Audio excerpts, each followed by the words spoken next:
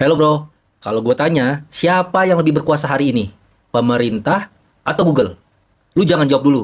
Karena setelah lu tahu alasan Google didenda 78 triliun rupiah, mungkin jawaban lu berubah. Google baru aja didenda 4,1 miliar euro di Uni Eropa. Pertanyaannya, apakah Google dihukum karena produknya jelek? Bukan.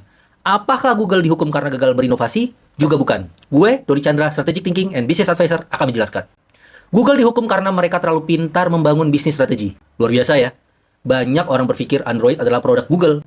Padahal, menurut gua, Android bukan produk utama mereka. Android adalah strategi distribusi terbesar yang pernah dibuat dalam sejarah teknologi. Google memberikan Android secara gratis kepada produsen smartphone. Kelihatannya murah hati bukan? Tapi, di balik itu ada strategi bisnis yang luar biasa. Kalau sebuah brand smartphone ingin memasang Google Play Store, mereka juga harus memasang Google Search. Mereka juga harus memasang Google Chrome. Bahkan, Google Search dijadikan mesin pencari bawaan, by default. Artinya apa, bro? Sebelum konsumen membeli HP, Google sudah memenangkan kompetisi yang dia atur sendiri. Bukan karena search engine pesaingnya jelek, tapi bro, karena pesaing belum sempat dipilih. Kalau kita lihat dari perspektif strategic management, ini luar biasa briliannya, bro.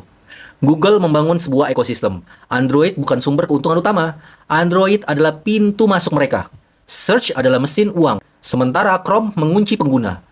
Play Store menjaga seluruh ekosistem tetap hidup. Itu yang gue bilang brilian. Ini contoh nyata bagaimana perusahaan membangun network effect dan ekosistem lock-in. Tetapi bro, strategi bisnis yang hebat belum tentu lolos dari pertanyaan etika. Di sini letaknya. Uni Eropa bertanya sederhana, apakah konsumen benar-benar memilih Google? Atau Google sudah menang bahkan sebelum pertandingannya dimulai? Nah, disinilah banyak orang berhenti berpikir. Karena menurut gue, ini bukan cuma soal bisnis.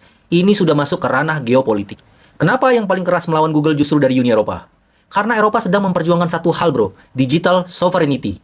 Mereka tidak akses informasi data masyarakat dan ekonomi digital Eropa terlalu bergantung pada segelintir perusahaan teknologi Amerika. Kalau hari ini Google bisa menentukan mesin pencari apa yang dipakai miliar orang, besok siapa yang mengendalikan informasi dunia?